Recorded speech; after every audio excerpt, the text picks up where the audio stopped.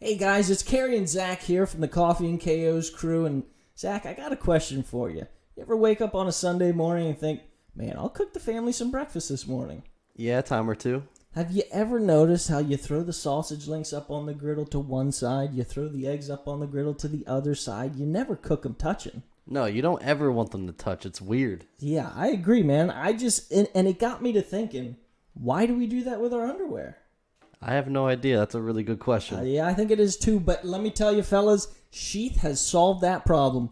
They have come out with men's underwear with not one, but two pockets to keep your eggs and sausage separated.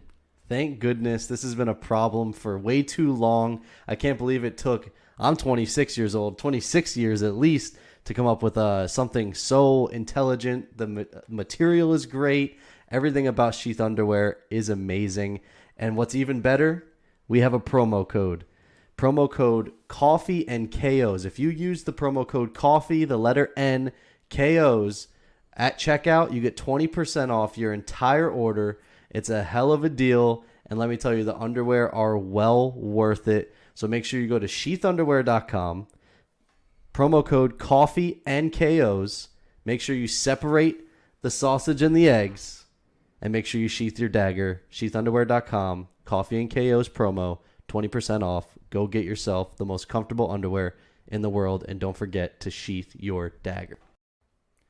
Ladies and gentlemen, Fight Bananas presents Coffee and KOs Outside the Octagon. We're crazy about fights and jacked on caffeine.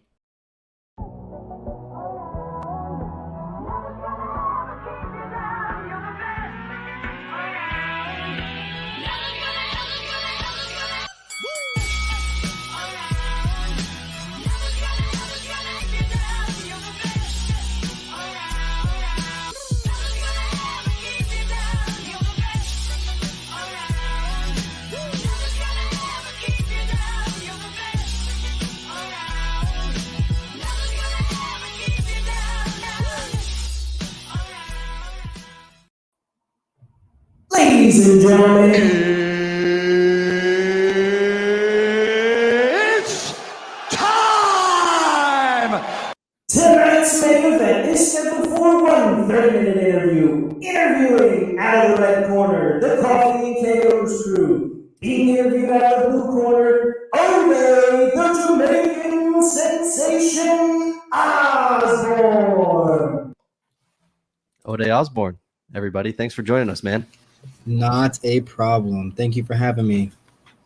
So I got to ask. So I'm actually a school teacher as well. That is my full-time job. And I was reading about you, obviously doing my research. And you are still a teacher? I'm actually an assistant teacher. I always tell people that because, I don't want to take any credit from the real teachers. Not that I'm not a real teacher. I still help and do all the things that I can in the classroom, with work and stuff like that. But I'm an assistant.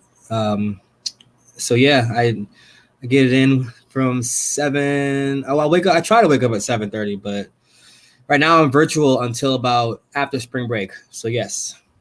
Yeah, I'm still virtual as well. So, I mean, I got to imagine, has that been easier for you, the virtual with training? Has it made it easier for you? Because I know for me personally, like it's allowed me to be basically a full-time content creator as well to basically teach. And I teach maybe a couple hours a week. And then, I'm able to do this more often than as if I was in the classroom. It's made it too easy for me. That's the thing. That's the problem. Is that it's so easy that I just roll out of bed and take my laptop. That's dangerous, man. It's way too easy for me. And Yeah, how you'd did rather- you? Oh, sorry. Go ahead, No, Zach. go ahead, Steve. Go No, I ahead. was just going to ask, how did you get into this? And is that something that you're really looking to go into after fighting? So okay. How did I get into working with kids? Yeah, with teaching. When did you start doing that? Oh, well, I've kind of always been gravitated towards working with kids. I started doing like small little wrestling clubs here and there. And I kind of always, like I said, always gravitated towards working with kids. And one of my coaches actually got me the job. He was the dean at the school. And, he got me the job at the time. And I was looking for a part-time job, and I was at a different gym. And I just fell in love with it. It was just before, the UFC, probably about 3 years before the UFC, maybe 4, not too sure. Look at that, I'm a poet and I didn't even know it. But yeah, that's how I got into it. One of my coaches got me in, and I was just like, boom, just took off from there. Started working with the kids one-on-one, and then I was just like, man, I actually like doing this. And I was only supposed to do it for a little bit after school, and I kind of created my own program after school. So I actually started after school at the after school program, and when I started and during the after school program, it was kind of like they were just playing games and stuff, board games and chess. It was like I felt like I was babysitting. And I was like, I'm like, this is cool, but let's see if I can make these kids like make the most of it. So I started having them do little things like their homework and just trying to build on that, you know what I mean? Trying to get them to self-elevate. And the parents loved it. So the principal asked me if I wanted to be an assistant teacher actually full time. And I was like, yeah. Now, did you get your degree? You have a degree in education? No, actually, I actually went to school for business, which is crazy. If I had to go back, I would have changed it to education. It was like digital video and then business. Digital video was my major, and then it was a business minor. But if I had to go back, I actually didn't finish. I was one of those cases that I stopped going. Well, actually, the college I was going to, they dropped the wrestling program, and that was the whole purpose of me going to college. So I actually stopped going, and then I got into MMA that way. So everything kind of happens for a reason. Everything's kind of Yes. I'm sure like you were kind of sweating at first, and then it's all kind of worked out. So I mean, everything, it's like a blessing in disguise. I was, man, because a small part of me was like, dude, do I move back to Florida? Because I came from Florida to Wisconsin to wrestle in college, and it was just like, should I move back to Florida, or should I see where this martial arts can take me? And I was just like, hey, man, you only live once, and let's see where this martial arts can take me. And so I just jumped in head first. Kind of just, all right, let's give it 100%, because I know that I have my brain forever, but my body, you only have a certain amount of years, which is like in a blink of an eye, all of a sudden you can't get up out of bed in the morning. So yeah. I took full advantage of that, and it worked out for the best, man.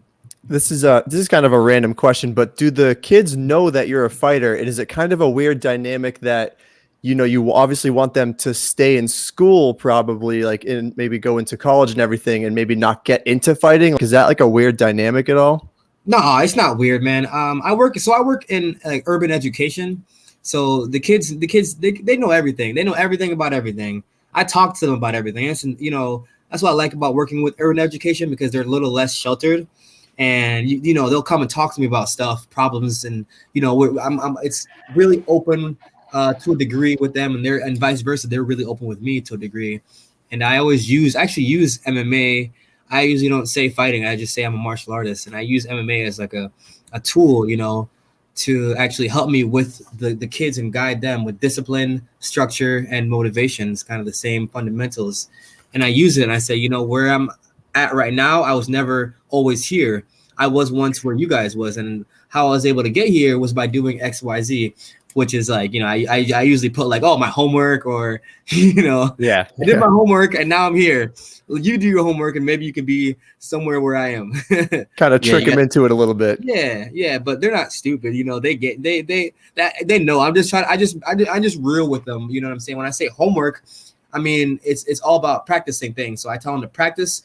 Not saying like do your homework and you'll be whatever you want to do. But if you slack off doing your homework, you're gonna slack off on your test. You slack off on your test, you're gonna slack off the next year, and then it's just gonna be a pattern. So creating good habits and good patterns led me to where I am today, and that's the train I want to get them on too.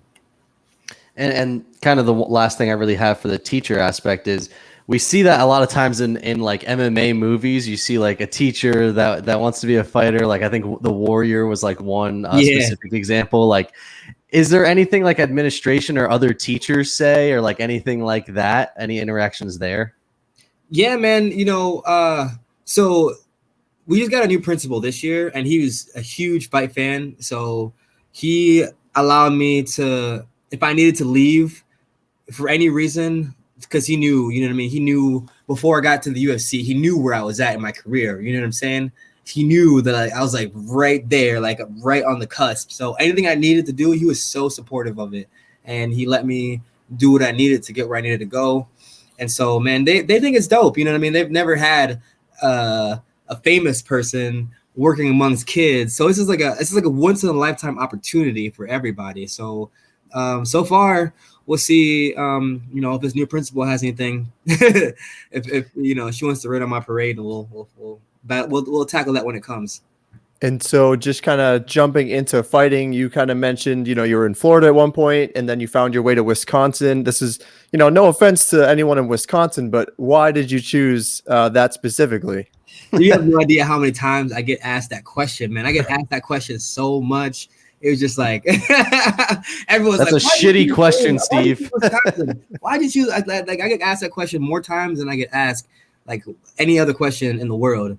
But to break it down in small terms, my UFC wrestling coach now was my high school wrestling coach in Florida, and he originally is from Wisconsin, and he got a job. He was a head wrestling coach here in Wisconsin, and then he moved to Florida and became a head wrestling coach and a football coach. I met him on the football field. He got me into wrestling. He moved back with his ex-wife and kids my junior year, and he was a great coach. I placed at state 3 times under him, with only having been wrestled one year. I placed the next year. So I followed him. He got a job at the college that I came to wrestle for. And he was just like, you want to come here and, wrestle under me? And I was like, hell yeah.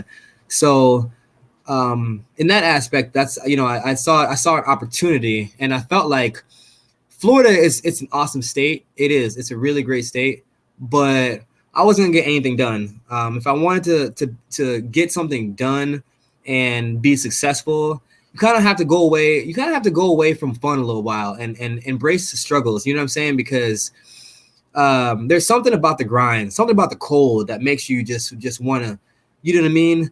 It's something about it. Like I said, man, that's why all these Midwesterners are so tough at wrestling, and they're so like Russian. All the Russian fighters are just like, they're just stone cold, man, because it's always miserable. They're always miserable. That's a good way to put it. So I agree. The cold man. Sucks, man. Yeah. I hate the cold. Yeah, it does. It does. But it makes me appreciate the warmth so much better, because I really didn't have much appreciation for a lot of things, man. You know what I mean? I didn't appreciate the beach. I didn't appreciate the warmth. I didn't appreciate none of it. Now, when I moved here, oh man, I gained so much more appreciation for things. And not just that, but the people here are, in my opinion, I like Wisconsin people a little better than people in Florida, just because it's a whole other realm of the people that I grew up with. You know what I'm saying? Like, I think that Midwestern vibe is it's a little different. It's a little different, and so yeah, I don't mind it. I've been here long enough where I can just kind of embrace it. I can complain about the cold. I can complain about this. I can complain about that, but I just kind of embrace it. I just use it as a fire. You know what I mean? I just use it because I feel like I'm in the trenches right now. Like the hyperbolic time chamber. I feel like it would help you focus. You're in Florida, you can go down to the beaches. You got a whole ton of stuff you can do out there. Wisconsin, you're probably got a little bit more limited there, so you're a little more focused. I understand that. Yeah, but I'm in Milwaukee, so it's actually Milwaukee is actually a really fun city. I tell people that, and they're like, "What?" No, I'm like, "Yeah, Milwaukee it's a really, really fun city." So it's funny. I go back down to Florida, and I got the beach and stuff, but a lot of times. I just like being here around the people that I'm, my friends, and it's a fun city. It's a super dope city, man. It's cool. Yeah, the Midwestern cities are so much different. So I have family in the Midwest, and so they live in Indiana, right? Like an hour from Indianapolis and like an hour from Chicago. And so we go to Chicago and we go to Indianapolis, and it's just so much different. We live like an hour and a half from New York. And it's so much different to go to Chicago and Indianapolis. And then you go to New York and you're like, oh my God, I love Chicago and Indianapolis so much more than I love New York. Yeah, you can talk to anybody when you go out and in these Midwestern cities. You literally can go out and have a conversation with anyone. Literally, you can go out and have a conversation with anyone. You go to like Florida or California or New York, like you can't talk to nobody. Everyone thinks they're better than you. And I mean, I can, because they're like, oh, you're in the UFC now, you're somebody. Like, get out of here, man. You know, the world is so ridiculous with that ridiculousness. But yeah, man, I just like, you can literally, like I said, you can go up and talk to anybody. That's the dopest thing, man. People just are chill. I did want to ask, kind of sticking on this topic. So you moved to the U.S. From Jamaica when you were 9, correct? Yeah, and then you go from Florida to Wisconsin. Like, any culture shocks there? Look at y'all! Y'all did your homework. Look at you. Yeah, yeah, man. I'm sure there were some. I say the biggest culture shock for me was just I spoke Patois when I first came here, and that was the biggest thing, was adjusting my language, and everyone was like, "Oh, you sound so proper. You sound so proper." You know, but that was the biggest thing, was kind of retraining from Patois to just normal English. And from culture shocks, no, man. I was like, what? Y'all got hot water here? What? Yeah, bathroom that works? Oh, man, this is dope. there's no shock. You're just like, hell yeah, like I'm into this. Man, it was like, and I actually moved to Brooklyn first too, so it was yeah, man. But everything, like I said, people don't know how good they have it in America. I'll just say that people don't know how good they have it in America, because a lot of the stuff that we have here is not accessible where I'm from. Yeah, I have 2 friends actually that I grew up with that were from Jamaica, and they said the same thing. And their English was so good. Like, I feel like when I talk to them, I've been speaking the language my whole life, and they speak so much more proper than me. So I mean, they're the nicest guys, because, like I said, they didn't take anything for granted. They just they were appreciative of everything. Like, my one friend, his name was Shaq. He'd come to my house and he'd be like, "Man, you got a ping pong table?" And we played ping pong for like 3 hours. It was awesome. Yeah, ping pong and stuff like that is huge, like in Jamaica, man, because they love like table tennis. We call it table tennis. Here we call it ping pong. But yeah, man, that saying, the struggle is real. The struggle is real there. That saying is true. Everyone sees Jamaica on TV, and you see all the beaches and the palm tree and the coconuts and the women in bikini, but they don't show you. They don't pan the camera over like this to the left. Yeah, they show you the real. You know what I'm saying? Like, if you grew up there, you got to deal with real people problems. You go down there on vacation, you're on vacation, but you grew up there, you dealing with real life problems. So what is Jamaica's claim to fame in the food world? And have you been able to find something good that tastes like home, basically, where you are now? I'm just gonna say this: no food on this planet compares to Jamaican food. None. Zero. I have none. Zippo, zilch.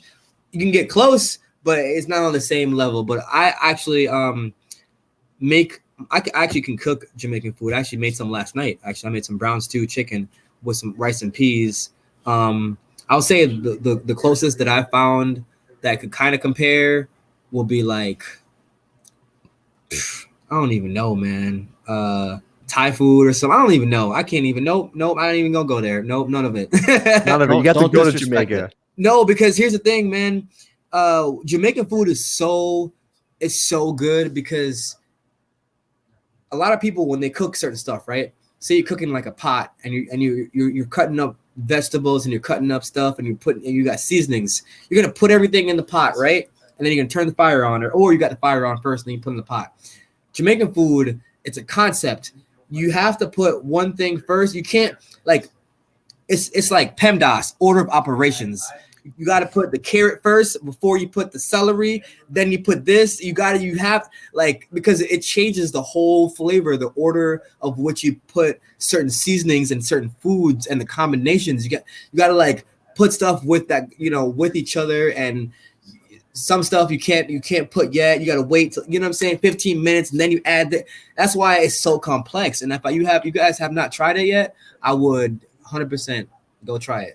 Well, America's the land of fast food, so I feel like they wouldn't have time to do all the preparation for that. Maybe that's why we're not seeing it. Yeah, it took me like 2 hours last night. I made Jamaican food, and I think I started about 7 o'clock. I didn't get done cooking until 9.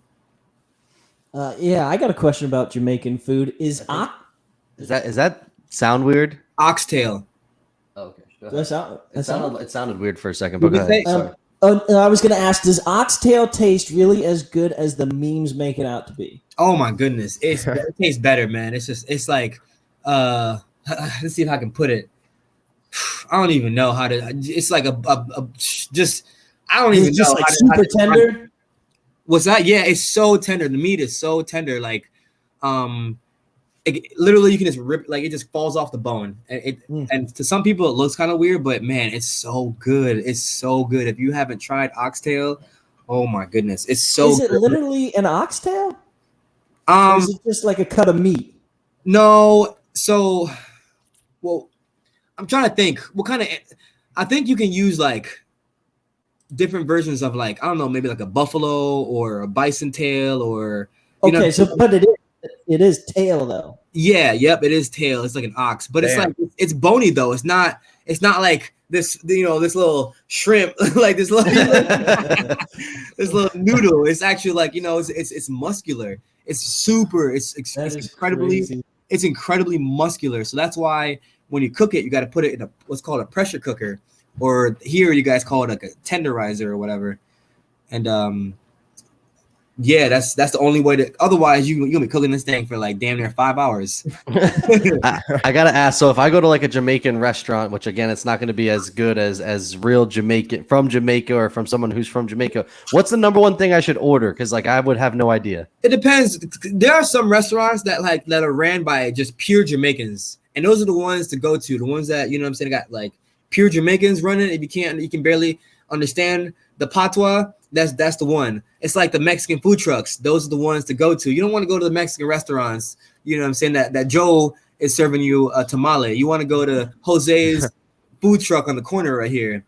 But I would say brown stew chicken, go ahead and try that. And if you decide like, man, which you will, you're gonna be like, oh my goodness, you're gonna be savoring the taste.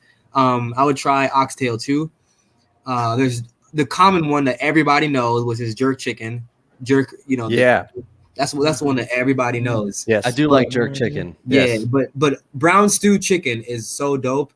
And then if you like goat, I would try the curry goat or lamb. Have you had lamb? Yes, I've had lamb. Yes, it's kind of the same thing, but it's more gamey. You know what I'm saying? It's a little more gamey.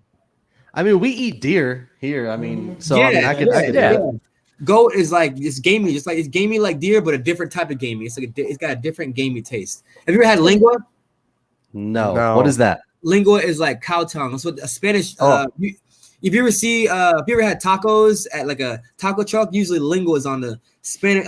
Like it's more of like a Spanish dish. So they have like lingua tacos, chicken tacos, and steak tacos. So I was gonna say it's the same gaminess as lingua. Steve's making me laugh with his reactions up there. He's like, we're talking cow tongue, oxtail. There's no limits here, I guess. But I don't knock it till you try it. Cow tongue's like I said that's more of like a Spanish thing, but oxtail and like pig feet. Look, see, I can't. My grandfather's from Puerto Rico, and he's all into the pig's feet, the gizzards. He eats all that stuff, and I'm one of those guys. I have a hard time. Like chicken, sign me up for any chicken dish. I'll eat it. I love chicken, but like when you start venturing out, it's a little tough for me. But I do appreciate the other cultures though. Like it's just so cool that they can just literally find a way to make great dishes with anything. Like it is incredible. And that's how it started. We were like enslaved by the, we were enslaved by the British. So, we got the bottom of the barrel stuff. So they figured out how to make those stuff worked. You know what I'm saying? Like they figured out how to make that stuff work. And all that stuff, they realized that it held flavor really nicely. That stuff like holds flavor so nice. And it's literally like all that stuff. It's like chicken, but better. I'm gonna say it like that. I might have to try it. I'm telling you this right now. If you gotta try something, I would try oxtail. That thing is, and look, it's finger licking good. Before you know it, KFC is gonna be selling oxtail. Right. Make you want to fuck your mama. So I do want to get into a little bit of fighting. Actually, on this show, we do talk fighting. We don't talk about just this thing. we do talk about a lot of off the wall shit typically. Like that's I like to keep the interviews light. All right, cool. But, shit. I was like, all right, because you can never know whether stuff. I'm like, all right, so I try. So I usually wait for the receiver to drop the first word. I'm like, all right, we're in. I think we broke the ice a little bit. We're good. Yeah, you can curse. It doesn't matter. Yeah, it's all good. This bitch. All right. So I can tell you. So now I can finally say that oxtail is like having a bunch of strippers dance on your tongue. Okay. I have another Jamaican question. I don't know how that would taste. Yeah, you're right. That's a good point. You might get some stuff on your tongue that you did not want there. That's true. You're right. You want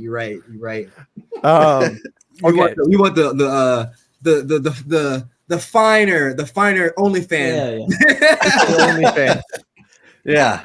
That's a luxurious stripper right there. Yeah. All right. So travel advice for anyone going to Jamaica. Would you say to just stick with the all-inclusives, or are you just like, no, you're actually missing out on a whole nother world of Jamaica, or you seem like you're kind of like, maybe don't go too far from the hotel? Don't go too far from the hotel unless you got somebody that knows exactly how to take you around. I would not go too far from the hotel. Okay. But if you get a chance to have somebody that takes you places, oh my goodness, yes, you got to go and try all of it. Literally, like all of the food, the weeds, all of it, everything. Is there like a natural, like something like crazy that's in Jamaica that a lot of people just don't get to see because they are sticking to the hotels? Well, like the common easy answer is the prices of things. That's one of the things that people don't get to see are the prices of things, because you're sticking to the hotel, you're paying like American prices.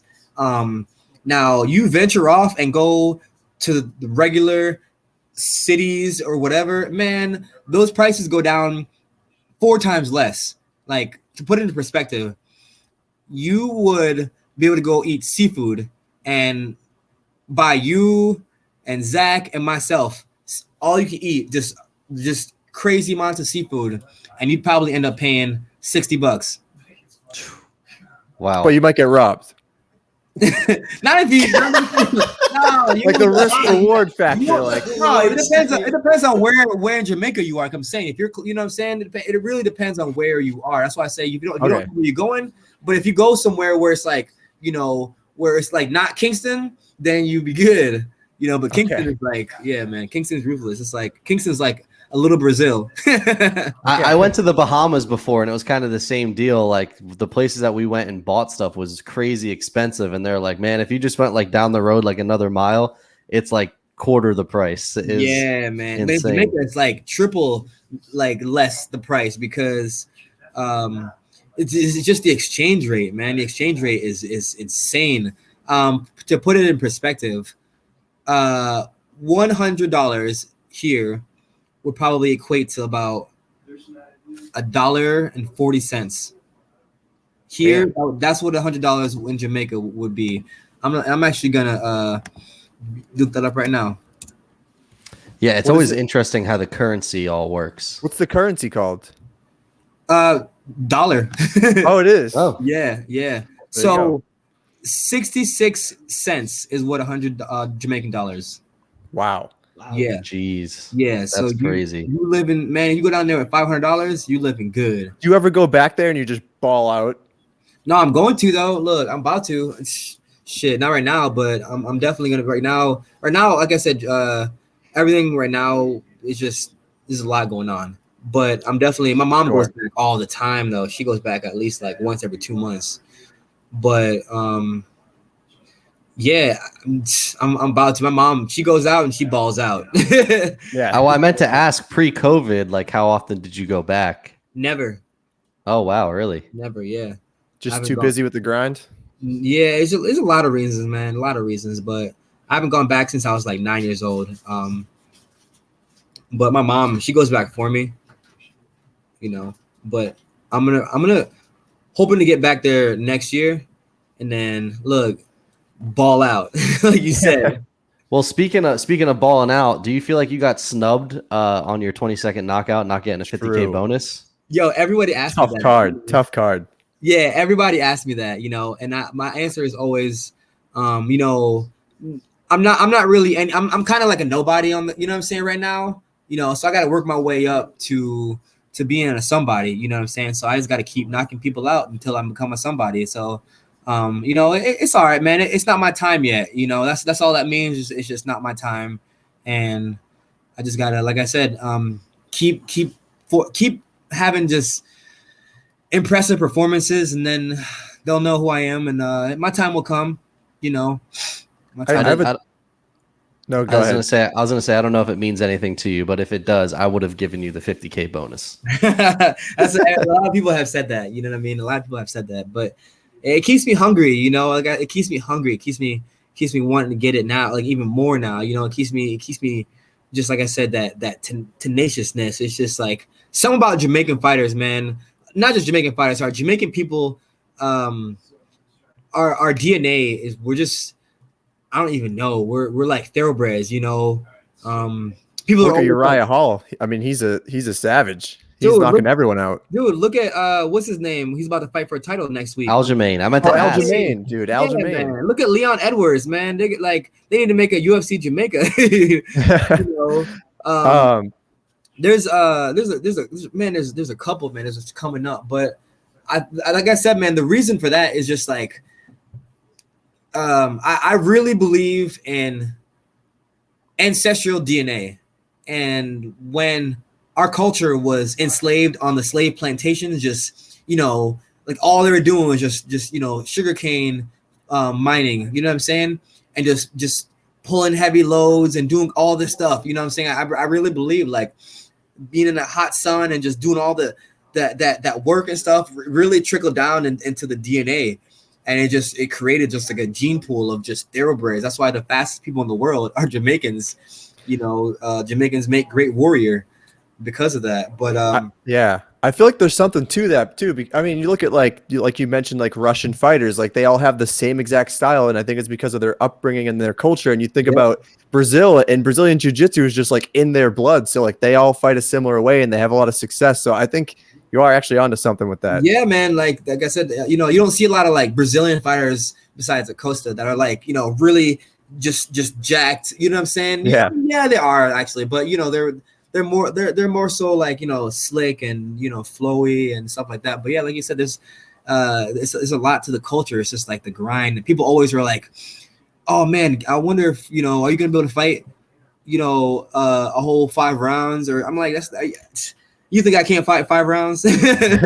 Like it's not a problem that I can. It's not if I can't fight 5 rounds. It's the act of, can you survive 5 rounds with me in there? Because I'm trying to kill you for 5 rounds straight, nonstop, and I will not stop. That's my. If you've watched any of my fights that go the distance, probably my amateur. After my amateur, a lot of them just stopped going the distance.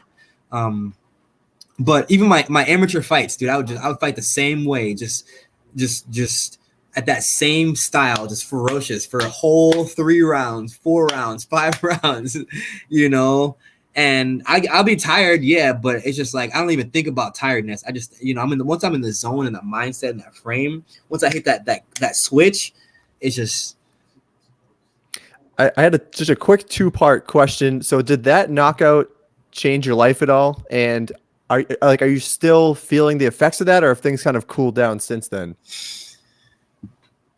Yes and no. It changed a lot for me from social media, on a social media aspect of it. But the minute it happened, I still was like, okay, like focus on the mission. You know, I didn't come here to get a knockout and then live the glory of getting that knockout. I came to win the strap, the belt. That's why I'm here. So I just been grounded the whole time. You know what I'm saying? I'm just focused on, because I learned from a lot from Contender Series. I won the Contender Series. I got to UFC, and I was just like, oh, I was living the glory. You know what I'm saying? Even when I was walking out, you know, on my UFC debut, I was just like, yeah, I'm here. I made it. And I forgot about why I was here and everything that brought me to where I was. I forgot about the struggles and the grind, and taught me a lot. Like I said, every time I lose, I go on a terror because I learned a lot from my losses. And why did I, you know what I mean? It's not anything technical for that. All that was mental. I just was not focused, and I just all out of my element. And so I try to stay, you know, after that knockout, got into I didn't even go out. I didn't even drink after that. No, actually, I lied. I had like 2 beers, but that's about it. But after that, I was just so like, okay, let's try to remain grounded, and I still have fun. I still enjoy myself, but I try not to let my ego take over. So this has been such a great interview. We forgot to even ask you our main question that we ask first before every single interview, or for every single interview. Do you drink coffee? You mentioned beer. No, I don't drink coffee. No coffee. No coffee. All right. Why not? Because I like to fight very calm. I like to be calm. I like to be calm and explosive when I need to. You know what I'm saying? So my style is like being very calm and then just exploding throughout the duration of the time. But if I drink coffee, my mental and my energy is my energy is all over the place. I like to have my energy controlled, and I notice when I drink coffee, my energy is not very controlled. It's all over the place, and I can't be calm when I need to, and I can't be, you know what I'm saying? I'm not a lot of fighters who drink coffee. I'm just not one of them because of the style, and I know my body. I just get the coffee jitters. Yeah, and I just get the shits. The coffee shits. That doesn't help either. But sometimes it makes me moody. Sometimes, you know what I mean. Like if I drink coffee, sometimes like if I'm drinking it like all day, I'll get really moody. I don't know why. I don't have a very addictive personality, but if I don't have coffee, like I am so addicted to caffeine that my head starts to pound. It's so bad. I get yeah. So what beer are you drinking? What's your go-to beer? Is there a Milwaukee special out there? If I do drink beer, actually, to be honest, I actually like whiskey, but rum. Obviously, I'm Jamaican. I like rum, like whiskey. But if I do drink beer, I'll typically drink like a Belgium. There's tons of Milwaukee beers out here, man. This is the beer capital. It's the beer capital. Oh, dude, I had my buddy went to Jamaica, brought back Jamaican rum, which was like the amount of proof that it was like illegal in the United States, and I tried it, and it tasted like gasoline. It was brutal. I think I was done after that. No. I don't like. Yeah, no, not that kind of rum. If I drink that rum, it has to be like mixed with something. Yeah. But, like I said, I typically like whiskey. So who is your greatest Jamaican athlete ever, in your opinion? Oh, that's easy, man. Usain Bolt. Yeah, that's gotta be right. I just had to ask. Though? Who would be 2? Let's see. Isn't there a guy that technically beat Usain Bolt that was from Jamaica too? No, man. Usain Bolt's never lost. You don't lose. Yeah, in the Olympics, he's won the Olympics. There's another guy that's close to Usain. I thought that was from Yohan Blake. And he's from Jamaica, right? Yep. The top 3. There was this guy named, I think his last name was Gay. Yeah, he's American though, isn't he? Yeah, he's American. So he was 3rd. Yohan Blake was number 2, and then Usain Bolt. So, and then in the women's division, there was like the top 3 were all Jamaican. What about the guys from Cool Runnings? The bobsled Cool Runnings? Yeah, man, I don't even know about that. You talk. Look, if you ask any Jamaican about Cool Runnings, they're gonna be like, "They'll look at you crazy." Like, I don't know what you talking. They don't like that. Like, where I talk about? was that just like a stupid Americanized version of that story? That's a real story, but it's like non-existent right now. You know what I'm saying? It's yeah, but like yeah. It's almost like Jamaicans that think all of America is a refrigerator. No joke. Meaning that they think everywhere is cold. Besides Florida and California is cold. That's I do feel like winter lasts forever, but it doesn't. Like Game of Thrones. Winter. It's here. It's here. Constantly coming. All right, so we're already 40 minutes in. We don't want to keep you too long, so we do have two segments. We have our first segment is called Significant Strikes. So we each have a significant other. We like to feature them on the show. So what they do is they each formulate a question for you, and then you have to answer all 3 and then pick which one you thought was the best. You should have told me this prior. I would have bought my significant other to get a question for you guys. Oh, okay. Ooh, I like that. Well, we will allow you to ask questions at the end of the show. That's another segment. But anyway, so this segment is brought to you by Sheath Underwear, guys. Go to sheathunderwear.com. Use promo code Coffee N KOs. Get 20% off your entire purchase. Don't forget to sheath your dagger. And here Where's the? Here we go.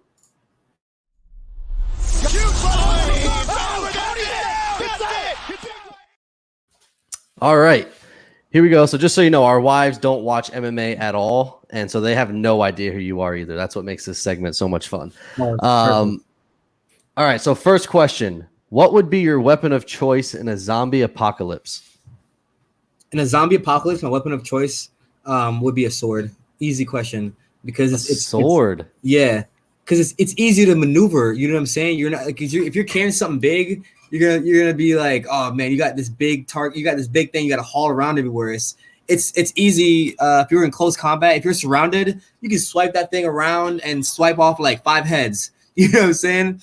But if you got like a hammer, you got like and by the time that pullback, by the time you get that wind up, you're getting mauled. You're done. What about a gun? You're gonna run out of bullets. You gotta get bullets. Yeah, you know what I'm saying? You gotta mine bullets. You gotta figure out where to get more. You gotta worry about. You got a bow and arrow. You're gonna worry about getting your arrow. A sword is just, like I said, it's light and it's sharp, and you can just and you'll be good.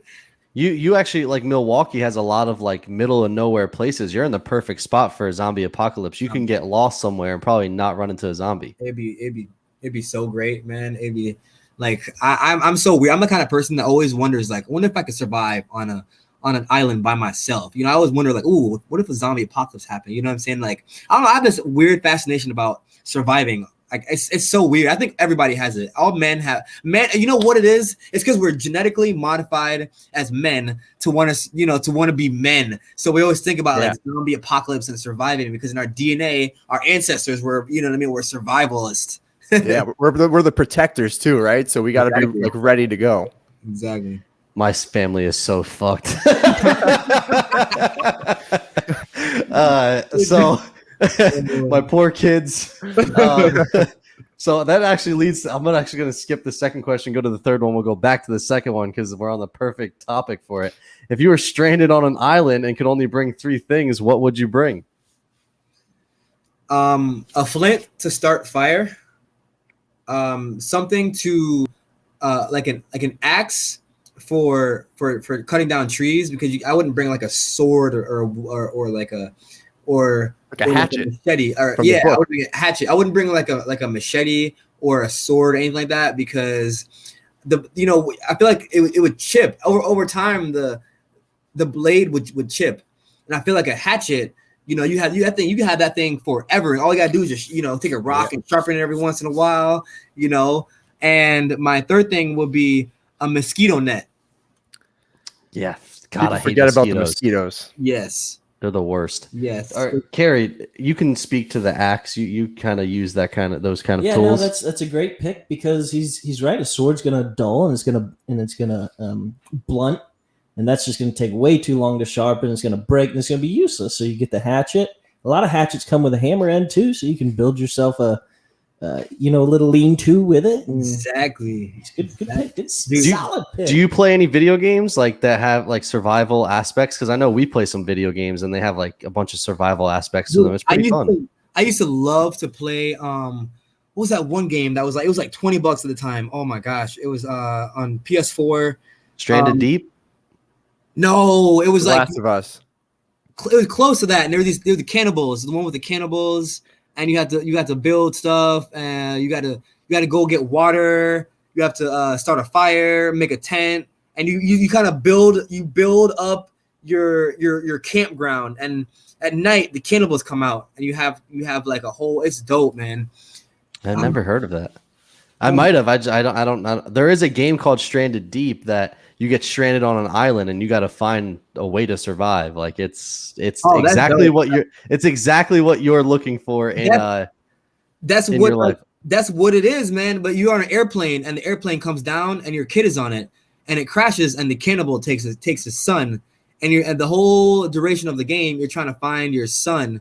And you set up. The map is huge. You can build your base on a beach. You can build your base deep in the woods. For me, I would build my base like on the beach on my back. You know what I mean? Because they don't like the water. So I build my base on the water by the woods. You can build a boat. all kinds of stuff, man. You can find like you can mine things. This is dope. It's a cool game. I forgot what I gotta remember. Oh my gosh, what was the name of that game? But yeah, man, I really like weapons. I actually used to do a little bit of forging, so I like weapons. You know, I like making the process of of forging weapons. And I think it's such a neat process because it's time consuming. You're putting a lot of effort to refine something and making something useful that you can use. Was it called The Forest? The Forest, yes. How do you know? I'm just doing a little research. Yeah, I do. Yeah, The Forest. I'll have to check that out, dude. It's a dope game. It's a really, really awesome game. I'm gonna have to check The one it out. that you're talking about is what's it called? Stranded Deep. Stranded Deep. That's cool. I definitely want to check that out. But yeah, it's only like $15, I think. Okay, that sounds like The Forest, man. You could like go in the water and swim. You can find goggles and stuff like that, and you can get to like underwater caves, and you find things underwater cave like rusted weapons and stuff. You can make for the cannibals, and you can make like once you start getting good at upgrading your axe, because you start off not knowing what the hell you're doing, so your axe making skills is not that great. Then you upgraded making your axe, and all of a sudden you're chopping trees down faster. Then you find materials to make a chainsaw. Oh man, then you chopping trees. Now you're using the wood to build a huge hut or whatever. You can build whatever you want to build. Yeah, they sound very familiar. There's a lot of games like that, and I love them. That you can literally sit in front of the screen for hours and be like, "Man, I've been playing this game for 6 hours and I haven't moved." It's the best. I'm gonna have to check that one out. I haven't gamed in a while, man. The game I've been playing for the longest time, I actually stopped right before my fight, was Call of Duty Mobile.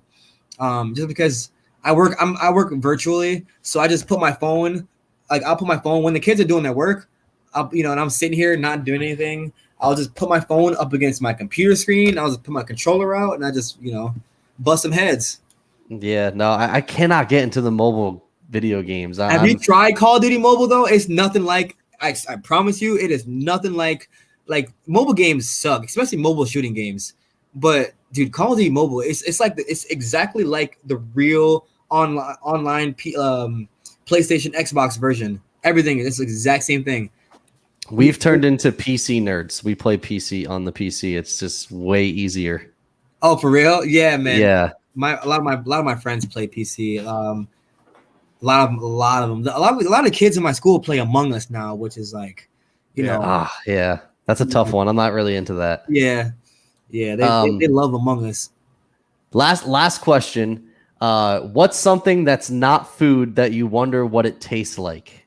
So something not food that you wonder if you try to taste it, what it would taste like.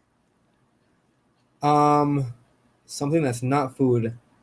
I struggled. I try to answer these. Chalk. Oh, the chalk. Moon. Oh, chalk.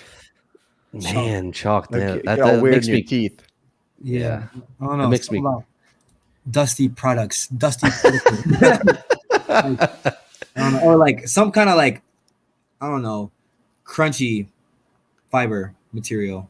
Like the moons are good. Ooh, the moons. Oh, what about Play-Doh? I'm pretty sure I know what that tastes like. yeah. At some point, you probably anything that a kid like possibly plays with, you probably know what it tastes like. Yeah, man, for sure. I always wonder, like, well, dog food is not. Technically, it is food, so you could eat it. But like, you ever wonder like the things that look like bacon? That's like for dogs. That's true. That's true, dude. This is gonna sound weird, but in Jamaica, there are these really crazy cool mineral rocks. Like they're like literally like on the side of mountains. They're mineral rocks, and people literally can go up and eat it. Really? Yeah. Like a candy, or like is it? It's. I think that's why I say chalk, because it's like a chalky clay. It's a clayish material. Do you think it's got like a sugary, like a weird like? Not sugary. I would say like a chalky. It's more for like minerals. People do it for powdered sugar. Yeah, people do it. No, it's not sweet at all. People do it for heartburn. No, like for wanting superpowers. Yeah, like for the zombie apocalypse, like when you want to get that supercharge, that boost, you know what I'm saying? But no, Jamaicans have a lot of weird stuff for immune health system, right? So they do it for like cleansing purposes. Like there's properties, there's supposedly healing properties, or I'm not sure. I don't remember, man. I'm probably just making shit up. But I remember as a kid, that was one of the things that, you know, I tried, and I was just like, not my thing. That's hysterical. All right, so those are the 3 questions. You can pick which one you thought was the best, and then I'll tell you who asked what question. If you need a refresher, let me know. Definitely the stranded on an island and which weapons I would. The 3 things I could bring. That was my favorite. Let's go. Steve, you've broken the. That's the first one of the year, dude. Yeah, Steve hasn't won in a while. Dude, I'm like a survivalist, man. I used to be an avid Naked and Afraid. Like I watched all that stuff. I watched all that shit. I used to, like I said, even in Jamaica as a kid, I would leave. And I'm talking like when I say as a kid, I'm talking about like 7 years old. I'd leave my house and just be in the woods all day long. Come back like when the sun's coming down. Like, and dude, food, water, all out there. You just go out in the woods and you look like, okay, and you write it down on a notepad. Like if zombies were coming now, like this is where I'm going. This is where everything is gonna be. Like, Mom, don't worry, I got us covered. If the zombies come, I know exactly where we're going. You never have to worry. I just wander, man. I'd wander like miles and miles away from my house and like figure out what kind of fruits are there to eat, what kind of foods are there, what kind of like source. I find all kinds of crazy things, man. Like dead animals that are being eaten by crows that smell like shit. I find crazy shit, man. That's that's when an American kid runs back to his mom and was like, ah! so the dead animal scared to death. Oh, man. Let's just say we're like one wrong turn from a zombie apocalypse with the pandemic, and then also a vaccine that might be potentially rushed out a little too early. I'm just saying. That's why I'm not taking it. I'm gonna be the one. I don't want to get political. I'll be the one like this with my sword. We're gonna link up with O'Day Osbourne when the zombie apocalypse happens. Yep. He's a survivalist. Milwaukee. Yo, I'm telling you, I'm ready. I'm ready. I'm ready. I've thought about all of it. All right. So Steve finally gets a win. Steve's gonna go through rapid fire, and then we have one last little segment for you, and then you are free to enjoy the rest of your Monday. Bye, Steve. All right, so rapid fire. Basically, I'm going to give you 2 options. You tell me which one you prefer, and then there's also some questions in there as well. So just right off the top of your head, crowd or no crowd? It depends. That's a hard one. It depends on what kind of state I'm in. If I'm going out, crowd. If I'm trying to relax, no crowd. So that's a hard one. I'll say crowd. And what about in terms of fighting? Do you prefer a crowd? It don't matter. It don't matter. Like, cause I'm not really there. I'm like on another planet. So it doesn't matter to me, man. And then Apex or Fight Island? Apex. You have the choice. Apex. I do like the no crowd. Oh, in terms of fighting, I like the no crowd because I can hear my coaches. You know, so I'll say no crowd because of that. I like that better. I like the no crowd. I'm gonna say no crowd because I just like being able to hear my coaches. But they can your opponent can hear them too. Oh, that's fine with me. They can't look. That's fine. They were there in the camp. My opponent wasn't in camp with me. He don't know what Pound Town means. That's a legit move, by the way. Go to Pound Town. No, for real though. Like for real. Taking to Pound Town's a real thing. I wanted to ask this. Do you think you're a fighter because of your survivalist mentality? Yes. Okay, definitely. yeah. 100%. I think so, for sure. The struggles and the fighter, yes. Hometown, fight night, main event, or main card on pay-per-view? Hometown. The UFC to Jamaica? Yeah, man. That'd be dope. Have a whole someday. Look, UFC Jamaica, man. We gotta make that thing happen. We got like what 6 Jamaicans now coming up. Yeah, all you need is just a handful for the card, and before you know it, you'll be. I think that with how many Jamaican fighters are in the UFC and kind of growing, I think that it's not out of the possibilities that it could happen. It's not, man. And like I said, man, if I get 3, I'll be happy. If I get two fights this year, I'll be 2 more fights. I'll be happy, man. Like I said, 2 more fights at 25, get another one, boom, title shot. There's not that many people at 25. That's like I knock off 3 fights, boom. You got Wait, you want to fight 25? What's that? You want to fight at 125? Yeah, 125. That's the fight I was supposed to fight at. But the 145, was that because it was short notice? Yeah. If you notice, I waited at 143, not all the way at 145. I saw that. Yeah. So it's like 143, like your walk around weight. Yeah, pretty much. Oh, dude, hell yeah, 125. Let's go. Yeah. All day. Yeah, for real. So, all right, knock off three of them things, 2 of them things, and then we in there. Like if Aljamain Sterling is a champion, I knock 3 off, become the champion. Look, they got look. That's a card right there. That's a card right there. Yeah. No, I agree. Let's do it. Fight of the year award or knockout of the year award? Knockout of the year. Which you might be in the running. What would drive you crazier, a bad stoppage or a bad judge? Bad judge. I think I would agree. Yeah. If a restaurant, go ahead. Here's my thing on bad stoppages. Man, don't be in that position. Like you'll never. Hey, if I'm ever in a position, knock on wood, where somebody's pounding me, and the ref stops it early, you know what? I should have never been there. That's true. On me. I should never been in that position. That's on me. Like people that cry about like not talking about people, the fighters that cry about like, oh, I wasn't like, oh, he stopped it early. Don't fucking be in that position. Ghost, like you should never been there. No, 100%. And then a bad judge. I mean, that's just a guy who's just watching a completely different fight. Who knows where he is? Yeah. If a restaurant had an Ode Osbourne special, what would it be? If that Ode Osbourne special, it would be the sensation tail. That would be some sort of an oxtail. I don't even know. With some crazy seasoning on it. Pull that one up. I just like. Outside of MMA, what's your dream job? I'm doing it. Outside Teaching. of MMA right now, I'm working with kids, but I kind of just want to be like I want to honestly. It's a long answer, but I want to be a leader in my community, and I want to be able to. I want to be able to help inner city kids, adults, find kind of a growth, find growth, because nobody in the inner city is investing in the stock market. Nobody in the inner city is investing in anything. Nobody in the inner city is doing like the stuff that people outside of, because you know what I mean, they don't like, it's the resources, because the knowledge isn't there, so no one's doing anything, so everybody stays here, you know what I'm saying? So just trying to create a voice in the community, and then bridging that gap, you know what I'm saying?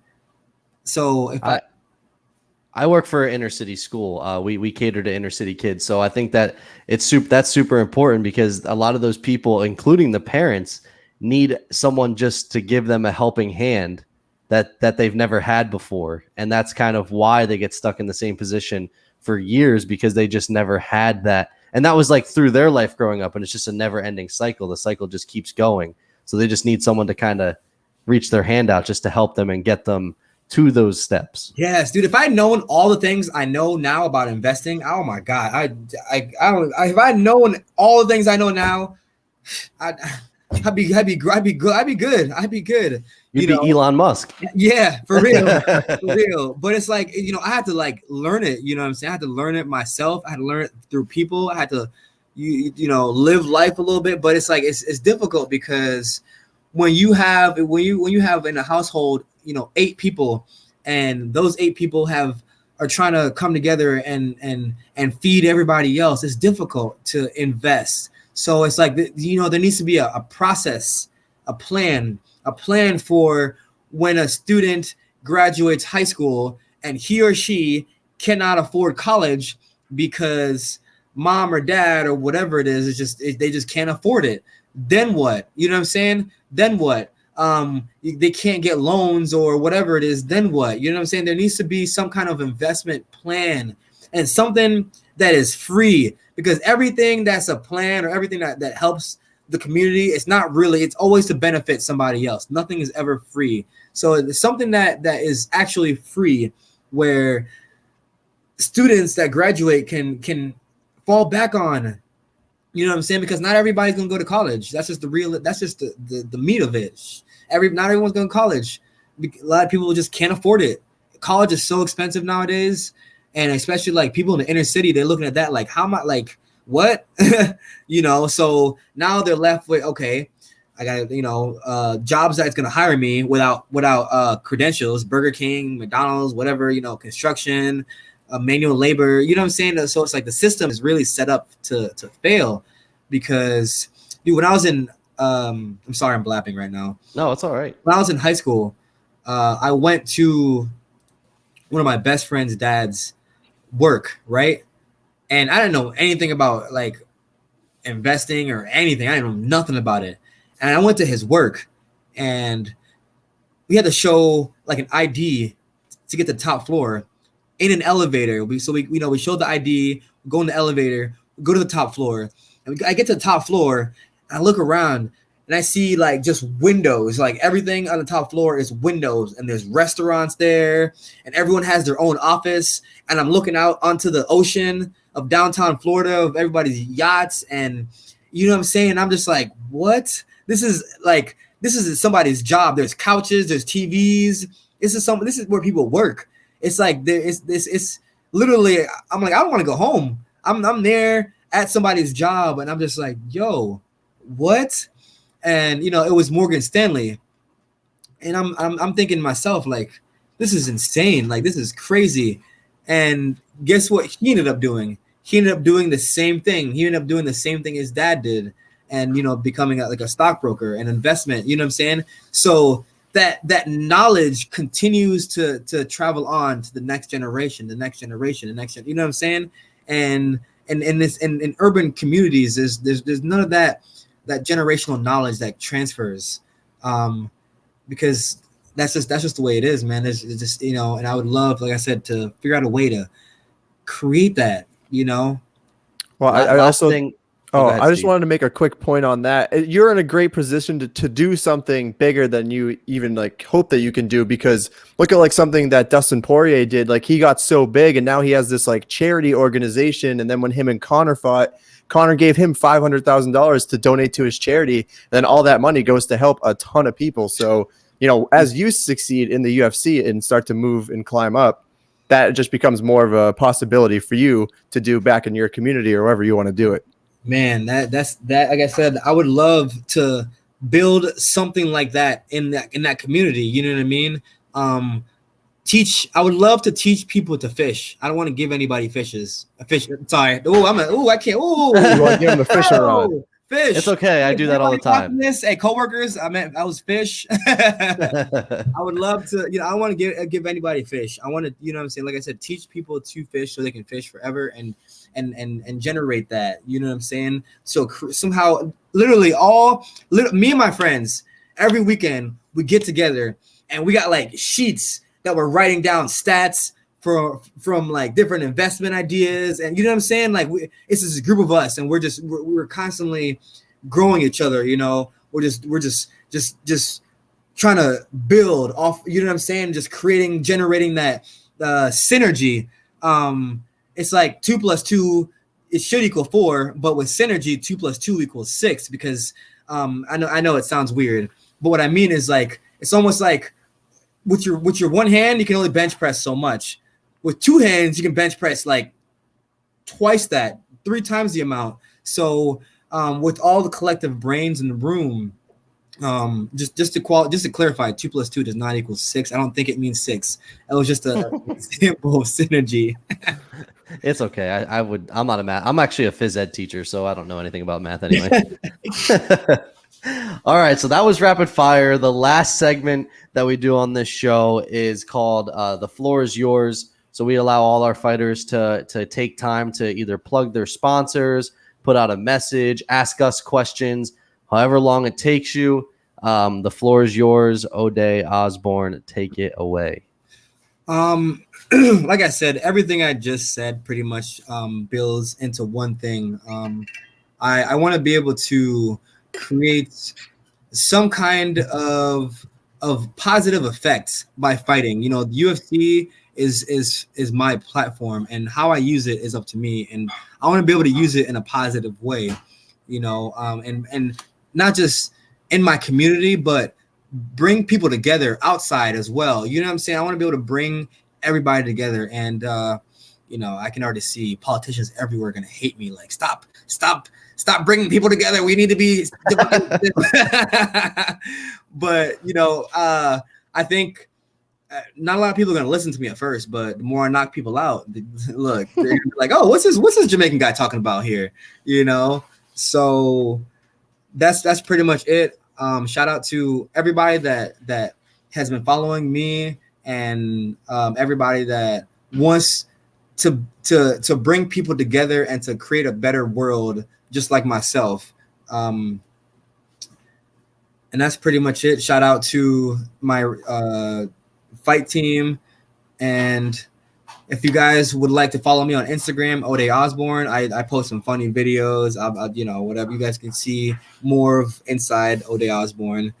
That's about it. Nothing else. And thank you guys for having me. Shout out to you guys too. You guys have an awesome show. And what I like the most about this show is it's not, you guys aren't just sitting there. I know you guys have questions written down, but you guys aren't just like, what is your favorite color?